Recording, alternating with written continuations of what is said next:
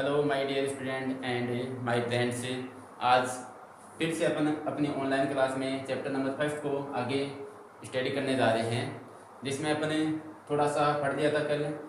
अब आपको थोड़ी सी यूट्यूब के बारे में जानकारी दे देता हूँ। आपको डेली अपन यूट्यूब के माध्यम से या व्हाट्सएप पर अपने लिंक के माध्यम से आपको वीडियो सेंड करेंगे, जिसके द्वारा आप अपने घर पे बैठ कर स्टडी तैयार कर सकते हो, पढ़ाई को कंटिन्यू बनाए रख सकते हो। इसके लिए आप क्या करो कि आपके पास जैसे आपको लिंक मिलता है तो यूट्यूब पे आप जैसे ऑन करोगे तो आपको एक राजस्थान स्कूल का चैनल होगा यूट्यूब का, उसके साइड में सब्सक्राइब नाम से लिखा हुआ एक रेड कलर में सब्सक्राइब लिखा हो, उस पर आप क्लिक करो। उससे क्या आप उस पर चैनल से जुड़ जाओगे और उस चैनल जैसे सब्सक्राइब करोगे उसके पास में एक बेल आइकन होगा, घंटी का निशान होगा, उस पर आप क्लिक करोगे तो वहाँ पे 3 ऑप्शन आएंगे, उनमें से आप ऑल को सेलेक्ट कर लो, जिससे कि जैसे अपन यहाँ पे अपन यूट्यूब के माध्यम से आपको वीडियो अपलोड करते हैं तो आपके पास नोटिफिकेशन आ जाएगा और आपको पता चल जाएगा कि हमने वीडियो अपलोड कर दिया। तो कंटिन्यू अपनी स्टडी को आगे बढ़ाते हैं। और आपके कुछ से क्वेश्चन भी आए मेरे पास से कि सर हमने 11 चैप्टर पढ़ा था, उसको बीच में कंटिन्यू ना करके बीच में छोड़ दिया। तो इसके लिए आप एक काम करो, जैसे मैंने आपको 11 चैप्टर पढ़ाया था तो उसको लगभग आधा से कम था वो, तो जितने पेज भर गए उससे आगे आप उतने पेज काउंट करके उससे भी 10 पेज एक्स्ट्रा और छोड़ दो। उसके बाद अपना फर्स्ट चैप्टर आगे स्टार्ट कर दो। और जो 11 चैप्टर है उसको अपने जैसे ही अपना कंटिन्यू आएगा उसके बीच में तो उसको आगे पढ़ लेंगे।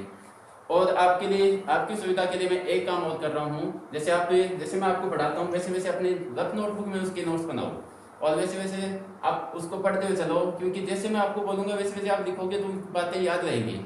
और इसके बाद मैं आपके लिए ऑनलाइन नोट्स भी अवेलेबल कराऊंगा। मैं आपके लिए पीडीएफ बना रहा हूँ, कंप्यूटर से टाइप करके आपके लिए नोट्स तैयार कर रहा हूँ। जैसे जैसे मैं तैयार करता हूँ वैसे वैसे आपके पास से अवेलेबल करवा दूंगा और आप उससे डायरेक्ट प्रिंट आउट ले लेना या फिर आप उसे नोटबुक में लिखना चाहो तो अपने हाथ से नोटबुक में मैं आपको सीधा डायरेक्ट पीडीएफ भेज दूंगा। ठीक है, चलो तो अपने आगे। तो कल अपना चैप्टर हुआ था विद्युत क्षेत्र का। इसमें देखो हमने एक तो आवेश के बारे में जाना था कि आवेश क्या होता है, चार्ज किसे कहते हैं। चार्ज था अपना किसी पदार्थ का गुण है। कैसा गुण है ये, जिसके द्वारा पदार्थ क्या करता है, विद्युत क्षेत्रीय तथा चुंबकीय क्षेत्र उत्पन्न करता है या इनका अनुभव करता है। तो ये गुण ही क्या है, पदार्थ का चार्ज है यानी कि आवेश है। इसके बारे में हमने पढ़ा कि आवेश कितने प्रकार के होते हैं। तो बेसिकली हमने जाना कि आवेश 2 प्रकार के थे, एक तो था पॉजिटिव चार्ज, दूसरा था नेगेटिव चार्ज। अब ये पॉजिटिव चार्ज और नेगेटिव चार्ज के बारे में कैसे पता चला, तो हमने एक प्रयोग किया था छोटा सा कि एक तो क्या ली हमने कांच की छड़ ली थी, कांच की छड़ उसको रेशम के कपड़े के साथ घर्षण करवाया। और एक ली थी एबोनेट की छड़, इसको हमने बिल्ली की खाल से घर्षण करवा के हमने जाना कि उसके बाद हमने घर्षण करवाया। इसके बाद हमने इस घर्षण करने के बाद कांच की छड़ को स्वतंत्र रूप से लटका दिया और दूसरी सेम वैसी कांच की छड़ को रेशम के कपड़े के साथ घर्षण की हुई है उसको पास में लेके आए, उनके मध्य क्या हुआ, प्रतिकर्षण हुआ था। इसके बाद एबोनेट को सेम लेके आए तो फिर से भी प्रतिकर्षण हुआ। लेकिन एक कांच की छड़ और एक एबोनेट की छड़ को आपस में पास में लेके आए तो इनके मध्य क्या होता, आकर्षण। तो यहाँ से पता चला कि इस पे को जो आवेश है उसका विपरीत इस पे आवेश है, तो इसमें हमने प्लस लिया था तो इस पे क्या है, माइनस। तो अपने आवेश कितने प्रकार के हैं, 2 प्रकार के। इसके बाद अपने कुछ इंपॉर्टेंट बातें हैं वो लिख लेते हैं आज। तो नोट लगा के लिख सकते हो आप, यहाँ से अपना आज का लेक्चर चालू होता है अपना। तो नोट लगा के लिखो कि किसी पदार्थ पर, देखो बेसिकली क्या है कि किसी पदार्थ पर आवेश आएगा। आवेश आने इसका अर्थ हुआ कि उसके आवेश किसकी वजह से आएगा। तो बेसिकली पदार्थ पर आवेश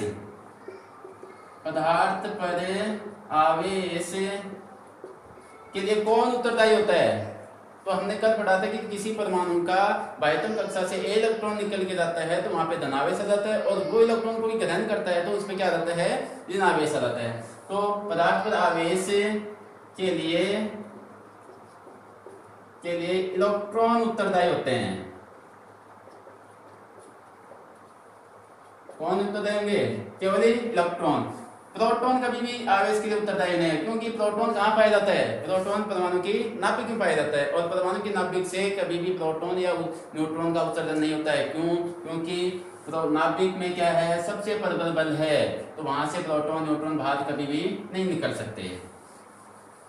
इसके बाद दूसरा पॉइंट लगा के अपने लिख सकते हैं कि किसी पदार्थ पर अगर किसी पदार्थ पर ऋणावेश आया, नेगेटिव चार्ज आया, ऋणावेश आएगा, नेगेटिव चार्ज आएगा, तो पदार्थ का द्रव्यमान में वृद्धि होगी तथा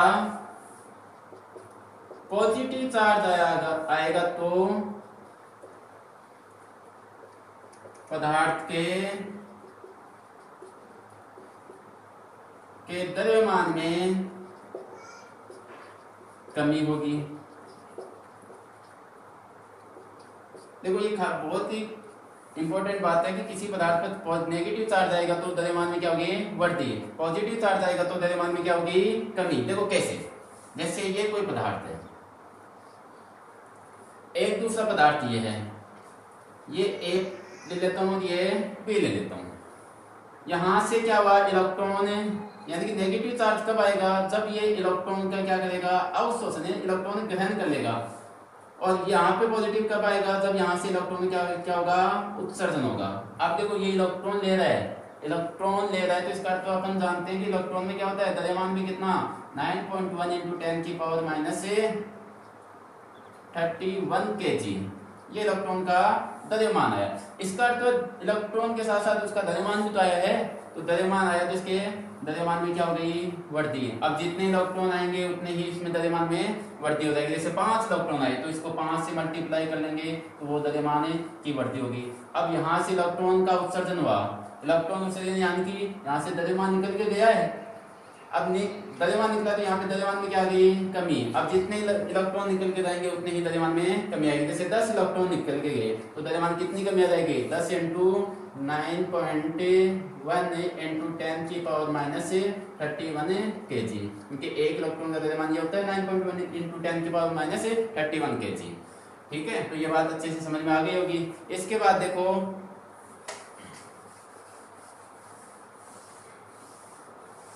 एक पॉइंट और लिखते हैं।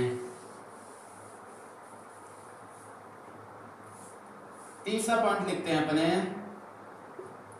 कि किसी पदार्थ, या ऐसे लिख सकते हैं कि किसी आवेश का बिना द्रव्यमान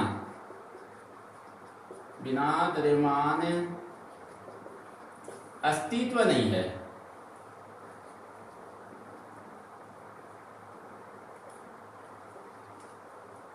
यानी कि बिना द्रव्यमान आवेश से नहीं पाया जा सकता, क्योंकि आवेश क्या होता है? यानी इलेक्ट्रॉन क्या निर्मित करता है? एक तरह से इलेक्ट्रॉन आवेश के लिए उत्तरदायी होता है। इलेक्ट्रॉन के अंदर क्या होता है?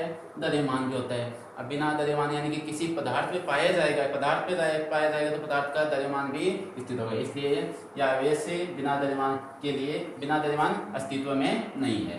तो ये 3 बातें हैं, इसको अच्छे से लिख लेना।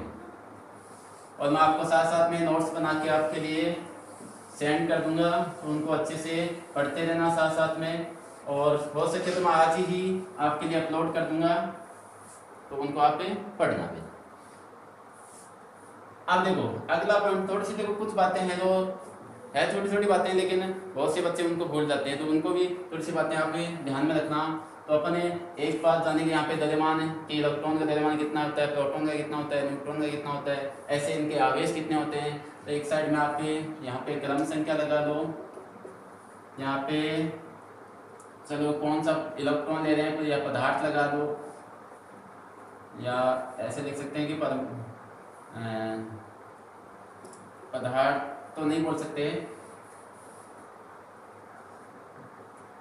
सीधा आवेश लिख लो, एक आवेश कितना होगा, और इसके बाद यहाँ पे लिख लो इसका द्रव्यमान कितना होगा, और यहाँ पे कण लगा लो कि कौन से कण की बात कर रहे हैं।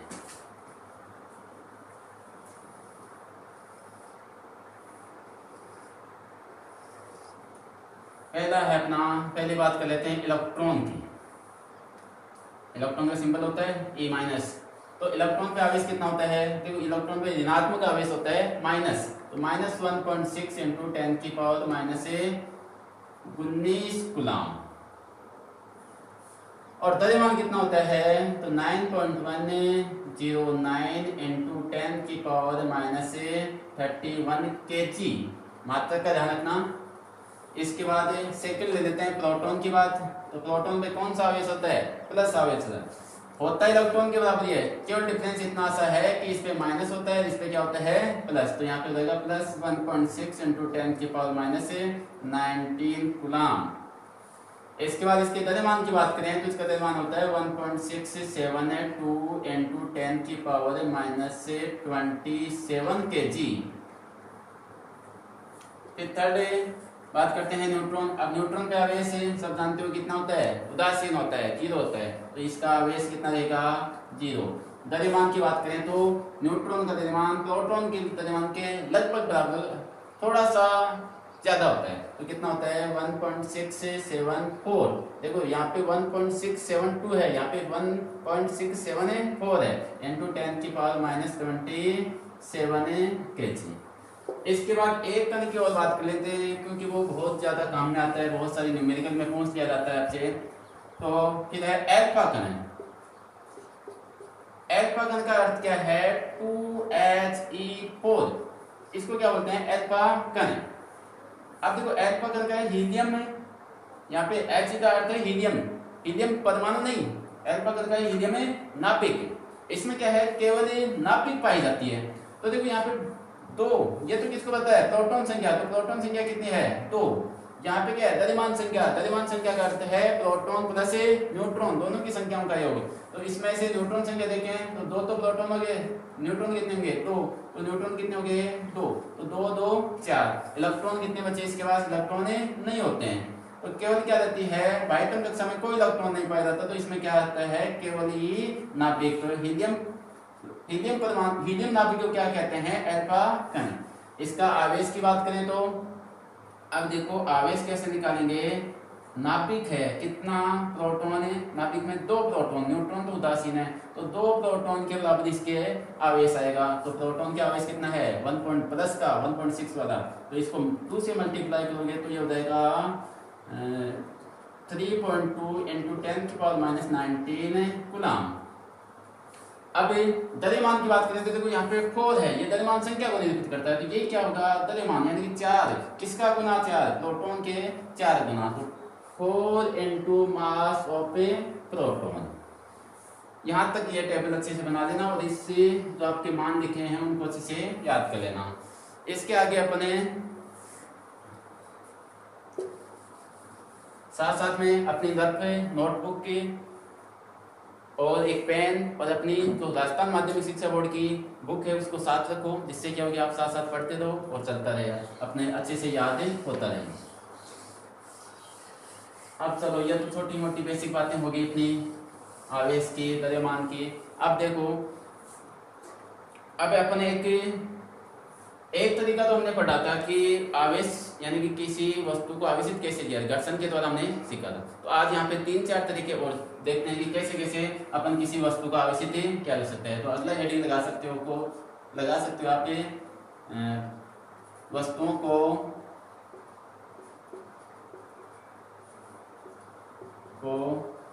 आवेशित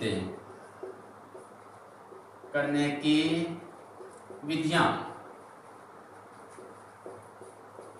पहला तो है जो हमने कल ही इसके बारे में थोड़ा सा पढ़ भी लिया था, घर्षण द्वारा आवेशन। घर्षण द्वारा आवेशन। अब देखो घर्षण द्वारा आवेशन में क्या होता है, 2 वस्तुएं ली जाती है जैसे, और 2 वस्तुएं को भी फिक्स होनी चाहिए, ऐसी नहीं हर किसी वस्तु के लेके हर किसी से घर्षण करोगे। जैसे दो वस्तुएं, जैसे कल हमने एक तो कांच की छड़ ली, दूसरा रेशम का कपड़ा लिया, उनको आपस में ऐसे घर्षण करवाया।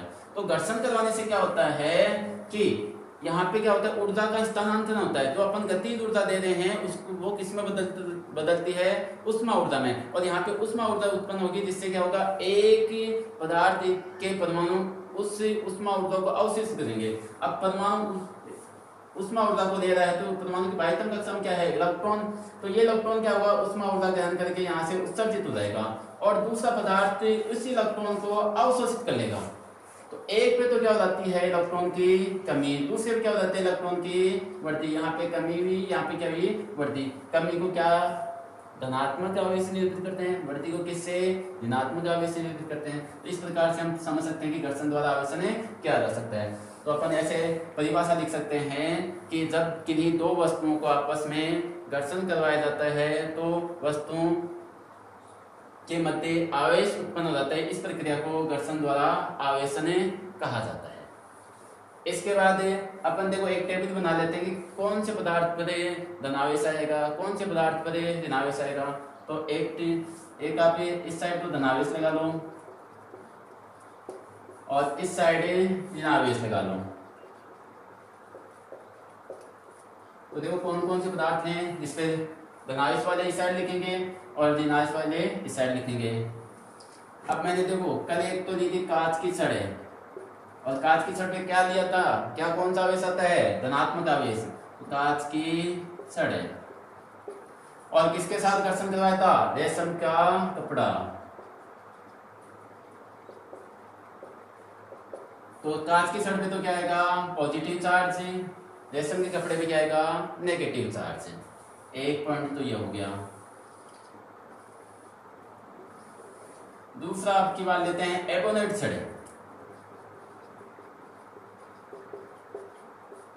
अब देखो सॉरी एबोनेट नहीं, यहाँ पे क्या आएगा, एबोनेट पे क्या आया था, ऋणात्मक आवेश आया था।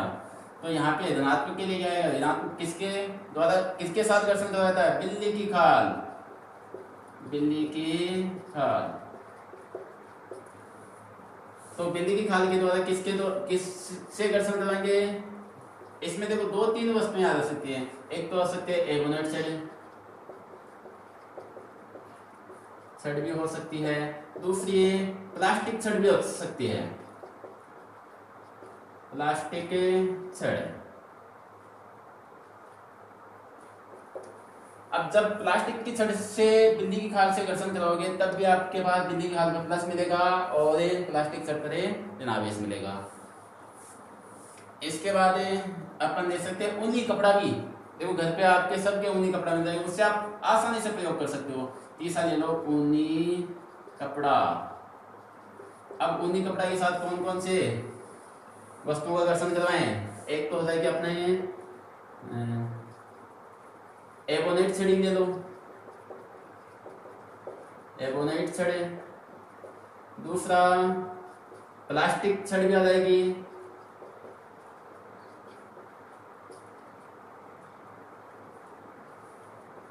तो देखो एक तो एबोनेट छड़ है, एक प्लास्टिक छड़ है और एक और है एम्बर। इनका तीनों का इसके साथ घर्षण करोगे, तीनों में से कोई सा भी आप एक ले सकते हो। इसका ऊनी कपड़े के साथ घर्षण करोगे तो ऊनी कपड़े पर धनावेश मिलेगा और इन तीनों में क्या मिलेगा, ऋणावेश। तो ये लिख लेना। कई बार क्या होता है कि एग्जाम में पूछ लेता है कि इन दोनों के मध्य घर्षण करवाएं या इन दोनों के मध्य घर्षण करवाएं तो कौन सी वस्तु पर प्लस मिलेगा, कौन सी पे माइनस मिलेगा। तो ये बातें अच्छे से ध्यान में रखना है आपको। और देखो एक आसान सा प्रैक्टिकल आपको बताता हूँ, घर पे आसानी से कर सकते हो आप। अपने सूखे बालों में तो कंघा है ना, और कंघा भी थोड़ा सा ऐसे साफ होना चाहिए, ऐसा नहीं गंदा वंदा ले दो। तो कंघा साफ सा कंघा लेके सूखे बालों में थोड़ी देर ऐसे दो। ऐसे बालों में करोगे, मेरे बाल तो कम है तो आप अपने बालों में करना। तो ऐसे करोगे तो फिर उस कंघे को छोटे छोटे कागज के टुकड़ों के पास ले जाओगे तो कागज के टुकड़े उससे कंघे से चिपक जाएंगे। उसका अर्थ उस पर क्या आ गया, आवेश आ गया, यानी कि आवेशित हो गया। ये छोटे छोटे प्रयोग हैं, आराम से कर सकते हो आप घर पे।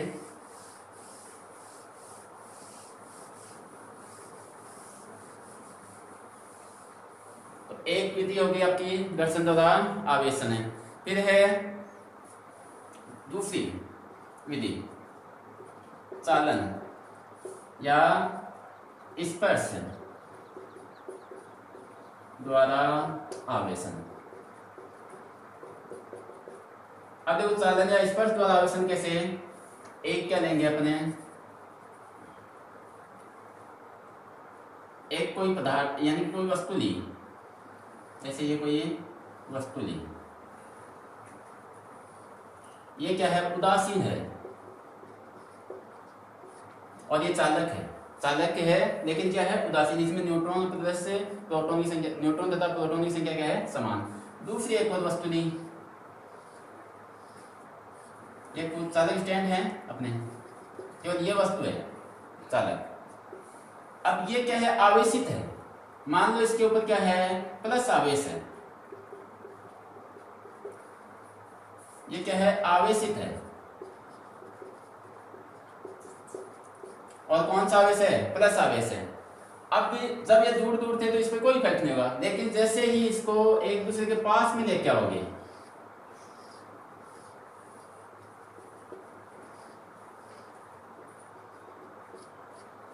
पास में लेके आओगे तो क्या होगा, देखो हमने पढ़ा है कि सेम प्रकृति के आवेश के मध्य क्या होता है, प्रतिकर्षण होता है। तो इनके बीच में क्या था, प्रतिकर्षण बल था। प्रतिकर्षण बल था तो ये दूर जाना चाहेंगे, तो यहाँ पे तो दूर नहीं जा सकते क्योंकि अपनी जगह इतनी इनके पास।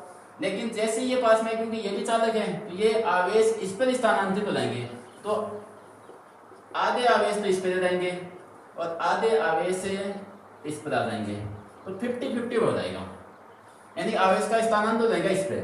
अब जैसे इनको वापस दूर दूर करोगे, ये लो इनको वापस दूर दूर कर दिया मैंने,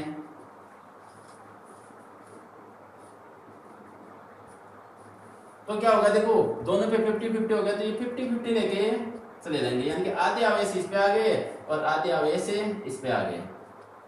इस प्रकार से क्या हो सकता है, चालन द्वारा आवेशन किया जा सकता है। एक आवेशित चालक वस्तु है, दूसरी उदासीन चालक वस्तु है, इन दोनों को आपस संपर्क में लाने से एक दूसरे को आवेशित कर सकते हैं, इसे कहते हैं चालन द्वारा आवेशन। तो इस प्रकार से इसकी परिभाषा लिख सकते हैं कि जब किसी आवेशित चालक वस्तु को उदासीन चालक वस्तु के संपर्क में लाया जाता है तो उदासीन चालक वस्तु भी आवेशित हो जाती है। इस प्रक्रिया को क्या कहते हैं, चालन द्वारा आवेशन। ये दो विधियां होगी। अब एक तीसरी विधि और पढ़ते हैं अपने। तीसरी विधि में अपन देख सकते हैं प्रेरण द्वारा आवेशन। प्रेरण द्वारा आवेशन, अब देखो प्रेरण द्वारा आवेशन में कैसे, जैसे एक वस्तु ली हमने, उदासीन है और चालक है। कैसी है, उदासीन चालक वस्तु है, ये इसका चालक स्टैंड है, केवल इतनी सी वस्तु है। अब इसके पास हम क्या लेके आए, एक चालक के आवेशित वस्तु लेके आए, जैसे मान लो इसके पास प्लस आवेश है, ये इसके पास में लेके आए, तो पास में लेके आएंगे तो इसमें क्या होगा, चालक है, इसका अर्थ चालक है, उदासीन, इसका अर्थ न्यूट्रॉन प्रोटॉन तो समान है, सॉरी प्रोटॉन इलेक्ट्रॉन तो समान है, लेकिन आवेश तो है इनमें, यानी कि वो एक दूसरे युग्मित है। इसमें इससे क्या होगा, आवेश प्लस आवेश क्या करता है, समान प्रकृति के आवेश को तो प्रतिकर्षित और विपरीत आवेश को आकर्षित करेगा। तो इसमें जो माइनस यानी इलेक्ट्रॉन थे उनको तो ये क्या करेगा, अपनी ओर आकर्षित कर लेगा। ऐसे इलेक्ट्रॉन जो भी थे वो सारे इस तरफ आएंगे, इस तरफ क्या इलेक्ट्रॉन आ गए, इसका अर्थ है इस तरफ इलेक्ट्रॉन की अधिकता तो क्या हो गया, ऋणावेश। इस साइड क्या होगी, इलेक्ट्रॉन की कमी। आप देखो एक बात ध्यान रखना, यहाँ पे प्रोटॉन नहीं आएंगे, ये ऐसा नहीं कि यहाँ पे प्रोटॉन आ गए इस साइड चले गए, नहीं, इलेक्ट्रॉन की कमी होगी। इलेक्ट्रॉन कमी होगी तो इलेक्ट्रॉन कमी किसे निर्भर करती है, प्लस को, तो यहाँ पे क्या जाएगा, प्लस आ जाएगा। अब देखो एक चीज और समझ सकते हो, प्लस कैसे, देखो यहाँ पे पहले जैसे एक इलेक्ट्रॉन था, ये यहाँ से इसके आकर्षण के द्वारा यहाँ से उठ के यहाँ पे आ गया, तो यहाँ पे क्या हो गया, होल बन गया, यानी इलेक्ट्रॉन की रिक्त स्थान हो गया। इलेक्ट्रॉन की कमी को निरूपित कर रहा है, इलेक्ट्रॉन की कमी को निरूपित कौन करता है, प्लस आवेश करता है, तो यहाँ पे क्या जाएगा, प्लस आवेश। अब देखो इसको क्या करते हैं, एक आगे एक प्रैक्टिकल और करेंगे, इसको केवल एक आवेश यानी कि एक ही, जैसे प्लस या ऋणावेश से ऋणावेश किया जाए, इसके लिए क्या करें, इस वस्तु को, जैसे इस साइड प्लस था और इस साइड माइनस था, इसको मैं ग्राउंडेड कर दूं।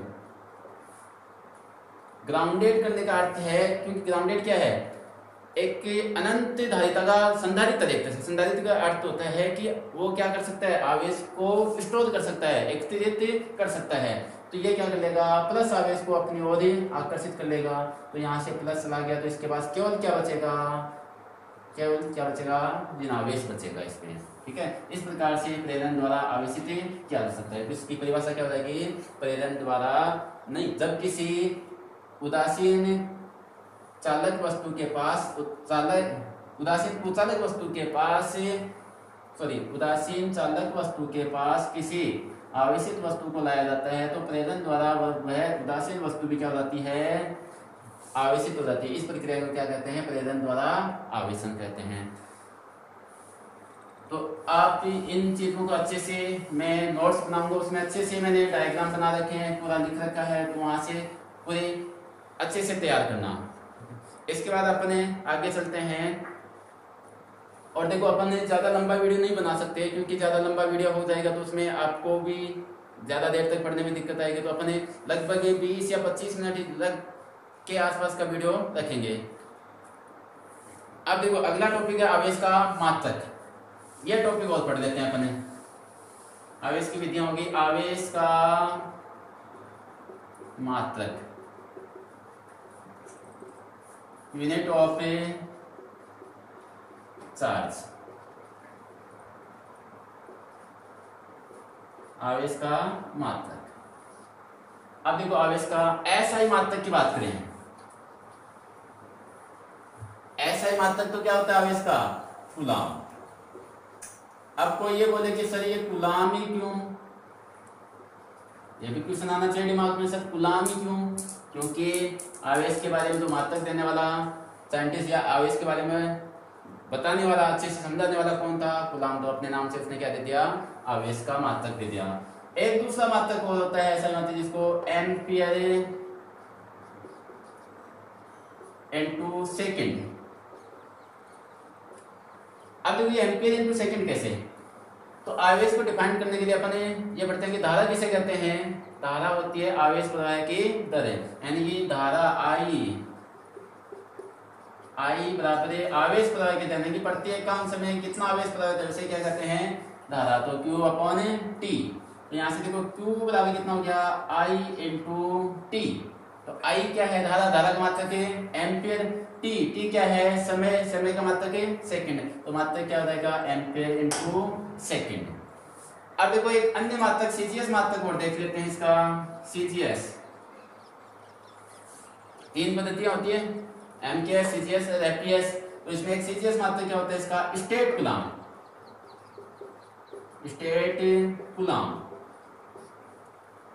अब देखो स्टेट कूलाम और कूलाम के मध्य क्या संबंध होता है, एक कूलाम। और देखो दो कूलाम मात्रक उसको किससे निरूपित करते हैं, सी से।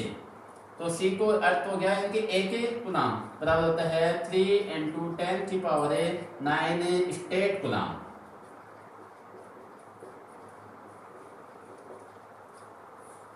ये इसका सीजीएस मात्रक है। एक अन्य मात्रक हो जाता है, तो यहाँ पे लिख देता हूं मैं, फेराडे।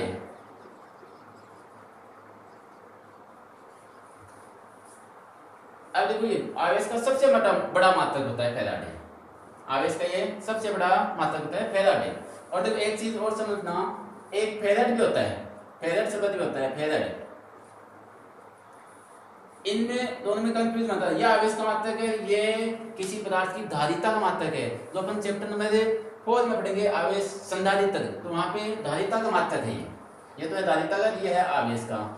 अब देखो एक फेराडे है जिसको F/R से लिखेंगे। एक फेराडे बराबर होता है 96500 कूलाम। 96500 कूलाम। इसका तो फेराडे क्या है, आवेश का सबसे बड़ा मात्रक है। अब इसके बाद कुछ तो नॉर्मल बातें हैं, जैसे 1 मिली कूलाम इक्वल टू कितना होता है, कूलाम में 1 × 10⁻⁻, मिली का तो -3 3 कूलम। एक माइक्रो कूलम बराबर कितना होगा, माइक्रो का अर्थ होगा -10 की पावर -6, 1 × 10 की पावर -6 कूलम। एक नैनो कूलम है, नैनो का अर्थ 9, 10 की पावर -9, तो 1 × 10 की पावर -9 कूलम। इसके बाद एक पिको कूलम, इसका अर्थ है 1 × 10 की पावर -12 कूलम। ये बातें आप अच्छे से ध्यान रखना। अब यह आवेश का मात्रक की बातें होगी। आवेश का मात्रक कूलम होता है, एक अन्य मात्रक एम्पीयर × सेकंड होता है। फिर आपने सीजीएस मात्रक से स्टेट कूलम होता है। एक सबसे बड़ा मात्रक है फैराडे होता है, एक फैराडे बराबर 96500 कूलम होता है। इसके बाद ये छोटी छोटी बातें जानी। तो आज के लिए इतना ही। आपको मेरी क्लास अच्छे से समझ में आई होगी। अगर कोई आपको दिक्कत होती है तो मेरे व्हाट्सएप नंबर पर आप मैसेज कर सकते हो या फिर आप कॉल करके मेरे से पूछ सकते हो। तो आज के लिए इतना ही। Thank you. जय हिंद, जय भारत।